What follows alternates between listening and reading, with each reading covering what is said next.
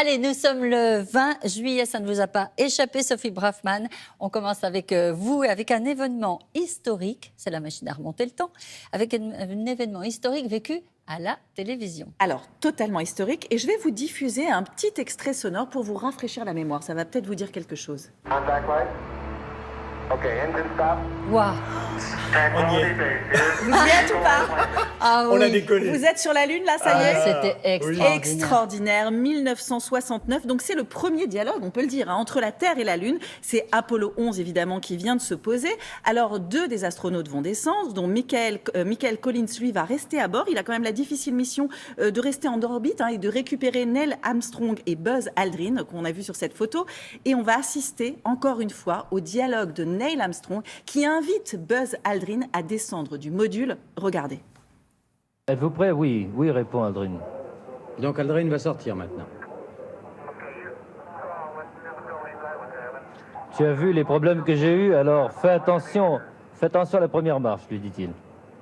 Et la marche d'Armstrong ressemble étonnamment à celle que l'on voit dans le simulateur de marche lunaire de Houston. Quand on voit la netteté de ces images, on est quand même obligé vraiment de se pincer pour être bien sûr qu'on ne rêve pas. Merci Sophie, c'est tellement bon de voir ces images. Allez, on continue avec une naissance, celle d'un journaliste bien connu du grand public. Oui, alors bien connu et notamment pour son indétrônable bonjour. Il est né en 1942. Écoutez, vous allez vous souvenir. Bonjour. Le générique était quand même absolument extraordinaire. Hein. Alors Yves Mourouzi, bien sûr. Bien Alors on sûr. se rappelle de ce bonjour hors pair, mais on a retrouvé son bonsoir aussi, parce qu'il disait bonsoir, Yves Mourouzi. Ça lui aussi. arrivait. Oui, ça lui arrivait aussi. Il aimait bien Allez. dire bonsoir de temps en temps. Allez, on l'écoute.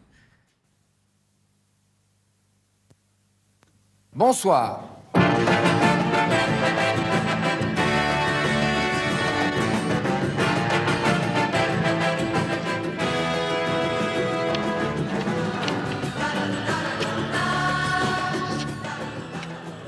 En fait, Ah, ce qui est c'est extraordinaire, fantastique. c'est la musique, la temporalité avec laquelle cela s'amène. Donc, c'est dans l'émission Feu croisé. Alors, il écrivait la date et puis à côté, il écrivait Saint Parfait. Voilà, donc c'était Yves Mourouzi.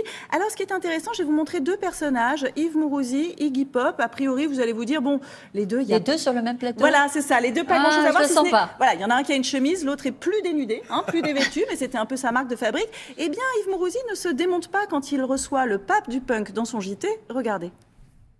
Je ne réagis pas toujours bien lorsque mes invités me demandent de faire quelque chose. Ah, c'est une question de musculature en somme. Joli, non? Ah, c'est très beau. Vous voulez le renfiler? Et Iggy Pop qui était très fier de sa musculature, il chouette. adore la Waouh. montrer. C'est chouette, c'est sympathique.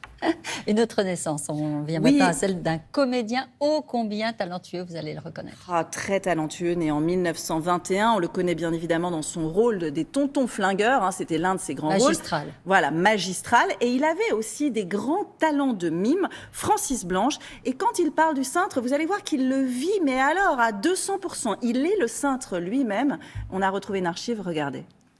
Influence également sur l'architecture, les voûtes en plein cintre, nos belles cathédrales romanes, mais les voilà, taillées dans un bois plus flexible. Il est devenu l'arc du guerrier, du chasseur.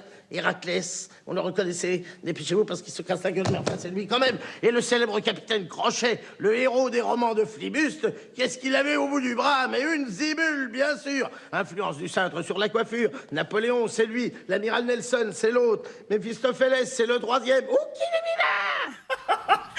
C'est somptueux. Oh non, mais on ne se lasse pas, extraordinaire. Pour finir, la journée nationale du jeu d'échecs. Oui, journée nationale du jeu d'échecs. Et alors moi, ça m'a donné envie d'aller me plonger du côté des surréalistes, parce que quand on entend Marcel Duchamp parler des échecs, eh bien, vous allez voir, c'est un peu particulier. Il parle d'une drogue, quasiment. Ouais, oui, surréaliste oblige. On écoute Marcel Duchamp. Est-ce que pour vous, il y a une symbolique des échecs? Non, Vous n'en tirez que du plaisir. Je veux dire, pour vous, ça ne ressemble pas à autre chose. non, évidemment, ça prend le côté un petit peu de drogue.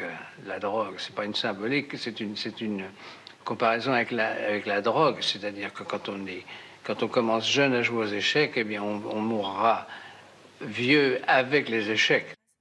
La voix est La extraordinaire. voix est extraordinaire. Merci beaucoup, Sophie, de nous avoir fait vivre tout ça.